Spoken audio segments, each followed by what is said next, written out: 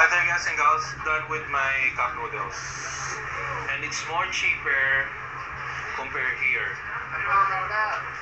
So guys and gals, if you are here in Libman and Camarines Sur, you can buy this cup noodles right there. And we are now waiting for the bus to get us to be back in Manila. We're just waiting for the driver.